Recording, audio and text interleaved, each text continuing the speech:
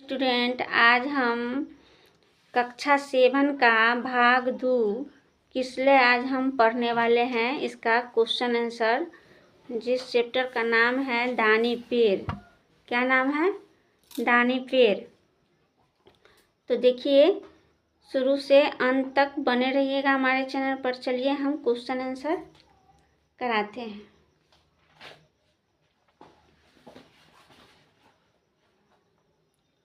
देखिए, ये पाठ से लिया गया है।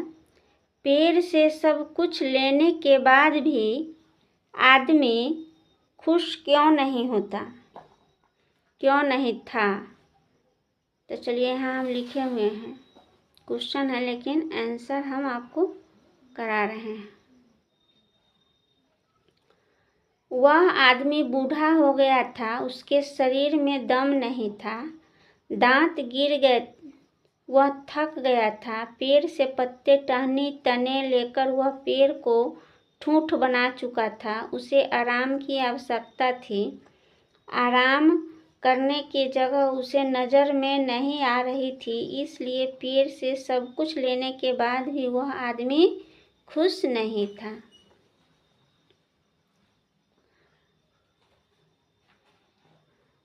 दूसरा है, सब कुछ दे देने पर भी पेड़ खुश क्यों था? पेड़ परोपकारी था।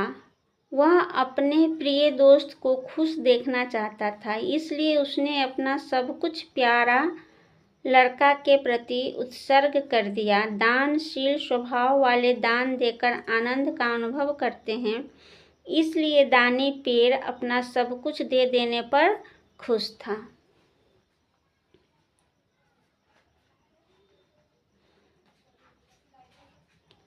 देखिए, तीसरा क्वेश्चन है, पेड़ ने आदमी के बचपन से बुढ़ापे तक की किन किन जरूरतों को पूरा किया?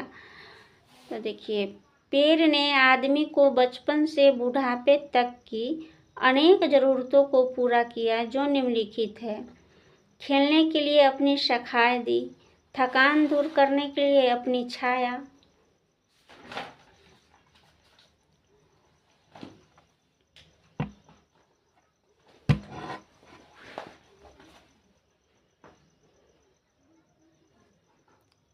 मन बहलाने के लिए फूल, भूख मिटाने के लिए फल, पैसे के लिए फल, घर बनाने के लिए टहनी, नाव बनाने के लिए अपनी तना, बुढ़ापे में सुस्ताने के लिए अपना ठंडा जर। ओके, अब चलिए, चौथा क्वेश्चन क्या कहता है? पेड़ को दानी क्यों कहा गया है? या क्वेश्चन भी लिखे हैं। तो पेड़ परोपकार के लिए होता है, उसके प्रत्येक अंग परोपकार में लगता है। वह अपनी छाया देकर सबको आनंद प्रदान करता है। उसके फल, फूल, पत्ते, शाखाएं, तना, छाल, जड़ सब कुछ परोपकार में लग जाते हैं। इतना ही नहीं, वह प्राण वायु, ऑक्सीजन दान कर सबों की रक्षा भी करता है, इसलिए पेड़ को दानी कहा जाता है।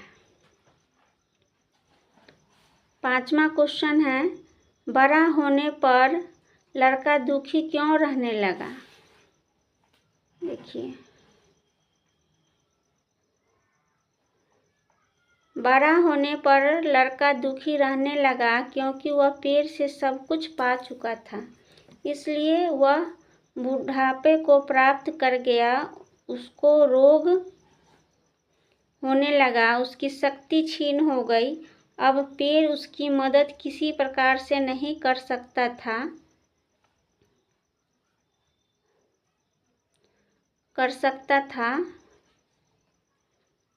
अपने किए करने पर उसे पछतावा हो रहा था, जिसके कारण वह दुखी था। अतः जो दूसरों का उपकार करता है, वह वृक्ष रक्षा नहीं करता, उसे दुख होना ही पड़ता है। 5 तक हम क्वेश्चन आंसर कराए हैं। अब देखिए खाली स्थान है, खाली स्थान को भरिए। तो देखिए हम पेंसिल से लिखे हुए हैं, आप जूम करके लिख लीजिएगा। पेड़ छोटे लड़कों से क्या करता था? प्यार करता था। वह पेड़ के साथ खेलता था। क्या खेलता था? तो लुका छिपी। मुझे पैसों की आवश्यकता है। मैं बहुत चीज़ खरीदना चाहता हूँ। ठीक है, अब चलिए नीचे दिए गए शब्दों को वाक्य में प्रयोग करके उसका लिंग बताइए। तो यहाँ एक का उदाहरण दे दिया है। यहाँ दूसरा है आम, खींचते हुए। आम मीठा होता है। खिचड़ी स्त्रीलिंग है। खिचड़ी पक गए। रंग खींचना, रंग पक्का है। सब बंधु खींचते हुए, मेरा बंधु अपना है। बाजार, मेरा अपना बाजार है। ऐसे करके बना लीजिएगा। निम्नलिखित वाक्य वर्तमान काल में है। इनमें क्रमशः भूतकाल और भविष्यत काल में लिखना है। मुझे पैसों की ज़रूरत है तो वर्तमान काल है। अब भूतकाल में भी आपको बनाना है और भविष्यत काल में भी इसी अनुसार लिख करके यहाँ पे बना लीजिएगा सब में। तीसरा है कोष्ठ में दिए गए शब्दों में से सही शब्द चुनकर वाक्य पूरा कीजिए। युवक सभी डैश को काट कर ले गया, शाखाओं को। आदमी ने तना से नाव बनाया। कई साल बीत गए।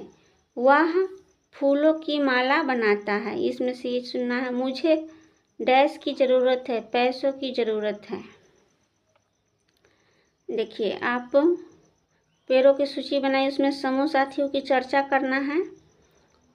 और पेड़ हमारे दैनिक जीवन में किस प्रकार है? तो फलदार है, छायादार है, आम